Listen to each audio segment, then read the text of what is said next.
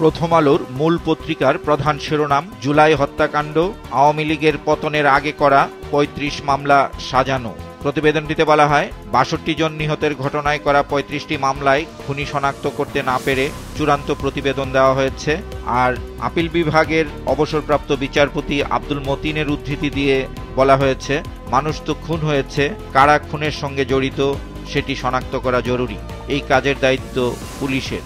দ্বিতীয় প্রধান শিরোনাম, ৫ সংস্কার কমিশনের প্রতিবেদন ১৫ জানুয়ারি। এতে বলা হয়, ১১ সংস্কার কমিশনের প্রধানদের সঙ্গে ৪ উপদেষ্টার বৈঠক হয়েছে। বিচার বিভাগ সংস্কার কমিশনের প্রতিবেদন ৩১ জানুয়ারি। আর সংস্কারের ক্ষেত্রে কিছু বিষয়ে একাধিক কমিশনের মধ্যে দ্বিমত রয়েছে। প্রতিবেদন পাওয়ার পর সংস্কার নিয়ে দলগুলোর সঙ্গে সংলাপ হবে। শীতকালীন ডায়রিয়া নিয়ে প্রকাশিত খবরের শিরোনাম, লক্ষণ রোটা ভাইরাসের শনাক্তের ব্যবস্থা নেই। প্রতিবেদনটিতে বলা হয়, কোথাও কোথাও শিশুদের অ্যান্টিবায়োটিক দেওয়া হচ্ছে, না বুঝে ভুলভাবে তৈরি করা স্যালাইন খাওয়ানোর নজিরও রয়েছে।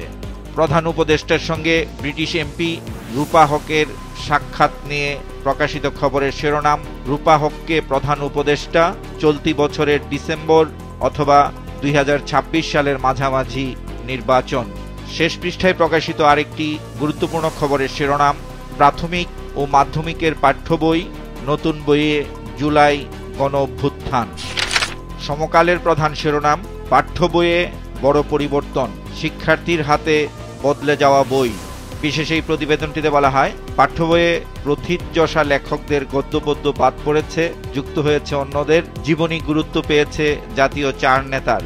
আর ১০ম শ্রেণী পর্যন্ত পরিবর্তন এসেছে ৪৪১টি পাঠ্য বইয়ে। দ্বিতীয় প্রধান শিরোনাম, জাতীয় ঐকমত্য গঠন কমিশন করার প্রস্তুতি সরকারের, ৪ উপদেষ্টার সঙ্গে সংস্কার কমিশন প্রধানের বৈঠক। এতে বলা হয়, ২ ধাপে ৬ কমিশনের রিপোর্ট পর্যালোচনা করা হয়েছে। আর পারস্পরিক তথ্য আদান প্রদান ও সংস্কার কাজ কিভাবে এগিয়ে নেওয়া যায় তা নিয়ে কথা হয়েছে। এই প্রতিবেদনটির পাশাপাশি প্রকাশিত আরেকটি খবরের শিরোনাম, বৈষম্য বিরোধী ছাত্র আন্দোলন ও নাগরিক কমিটির সংবাদ সম্মেলন, ঘোষণাপত্র নিয়ে কাল শুরু দেশব্যাপী জনসংযোগ, সরকারের পদক্ষেপ দৃশ্যমান না হলে কঠোর কর্মসূচির হুঁশিয়ারি। প্রথম পৃষ্ঠার দ্বিতীয় ভাঁজে প্রকাশিত আরেকটি গুরুত্বপূর্ণ খবরের শিরোনাম, ভাইরাসে কাবু নগরবাসী। প্রতিবেদনটিতে বলা হয়, ১৯ ভাইরাসের মধ্যে ১১টির প্রকোপ রাজধানীতে।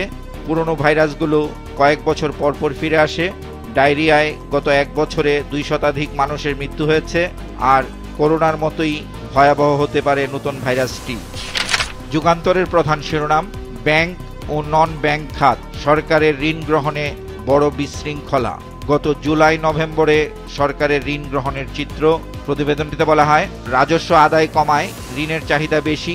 গত অর্থ বছরের রাজস্ব বেড়েছিল ১২.৫৬%, চলতি বছরের একই সময়ে বাড়েনি, বরং ১.০৩% কমেছে। প্রথম পৃষ্ঠার প্রথম কলামে প্রকাশিত আরেকটি খবরের শিরোনাম, ফিনান্সিয়াল টাইমসের প্রতিবেদন, টিউলিপকে ফ্ল্যাট দিয়েছেন আওয়ামী লীগ ঘনিষ্ঠ ব্যবসায়ী। শেষ পৃষ্ঠায় প্রকাশিত আরেকটি বিশেষ খবরের শিরোনাম, আন্দোলন ঘিরে পুলিশের বিরুদ্ধে মামলা, ৫৬ ভাগ আসামি নিচের স্তরের সদস্য। এতে বলা হয়, বৈষম্য বিরোধী আন্দোলন দমাতে এসআই, এএসআই ও কনস্টেবলরা সামনে থেকে প্রতিরোধ করেন। অভিযুক্তদের দাবি, ঊর্ধ্বতনের নির্দেশ পালন করেছেন, গুলি না ছুড়েও মামলার আসামি হয়েছেন অনেকে। ছাত্রলীগের প্রতিষ্ঠাবার্ষিকী ঘিরে প্রকাশিত খবরের শিরোনাম, ছাত্রলীগের প্রতিষ্ঠাবার্ষিকী, ঢাবি ক্যাম্পাসে জুতা নিক্ষেপের প্রতিযোগিতা। আজকের পত্রিকার প্রধান শিরোনাম, নতুন 10 সৌরবিদ্যুৎ কেন্দ্র, আওয়ামী লীগের সুবিধাপ্রাপ্তরাই এগিয়ে। বিশেষ এই প্রতিবেদনটিতে বলা হয়, 10টি কেন্দ্র স্থাপনে গত ডিসেম্বরে দরপত্র আহ্বান করা হয়েছে। জমি ও অভিজ্ঞতার শর্তের কারণে সুবিধা পাবে আগের প্রতিষ্ঠান। দ্বিতীয় প্রধান শিরোনাম, গত 3টি সংসদ ও এমপিরা ছিল ভুয়া, প্রধান উপদেষ্টা।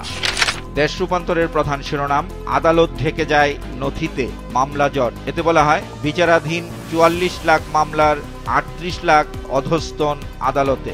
আর বিচারকের এজলাস, আসামির কাঠগড়া, শৌচাগারের পাশেও রাখা হচ্ছে নথি। মামলার নথি রাখার মতো রেকর্ড রুম নেই। মামলা জট নিয়ন্ত্রণে সুনির্দিষ্ট মহাপরিকল্পনা না থাকাই আপাত দৃষ্টিতে মামলা জট বাড়ার কারণ। দ্বিতীয় প্রধান শিরোনাম, গ্যাস সংকট থেকে সহসা মুক্তি মিলছে না, শিল্পে উৎপাদন ব্যাহত। এতে বলা হয়, চুলা না জ্বললেও দিতে হচ্ছে বিল, বাসাবাড়ি ও কারখানায় ব্যয় বাড়ছে। কালবেলার প্রধান শিরোনাম জাতীয় বিশ্ববিদ্যালয় নিয়ে অনেক প্রশ্ন, অবকাঠামো উন্নয়ন। প্রতিবেদনটিতে বলা হয়, আওয়ামী লীগ সরকারের আমলে এক যুগের অনিয়ম ও দুর্নীতি অনুসন্ধানে গঠন করা হয়েছে সত্যানুসন্ধান কমিটি। আর নির্মাণ কাজের ঠিকাদার রূপপুরের বালিশকাণ্ডের সঙ্গে জড়িত মজিদ সন্স কনস্ট্রাকশন লিমিটেড। প্রথম পৃষ্ঠায় পাখি নিয়ে বক্স আকারে প্রকাশিত আরেকটি খবরের শিরোনাম, আজ পাখপাখালির দিন, পাখি দিবস। বাংলাদেশ প্রতিদিনের প্রধান শিরোনাম, সবাই মিলে লুট বেসিক ব্যাংক।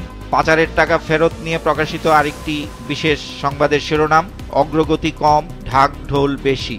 এতে বলা হয়, পুনর্গঠনের পর আজ তৃতীয় বৈঠক করবে এ সংক্রান্ত টাস্ক ফোর্স।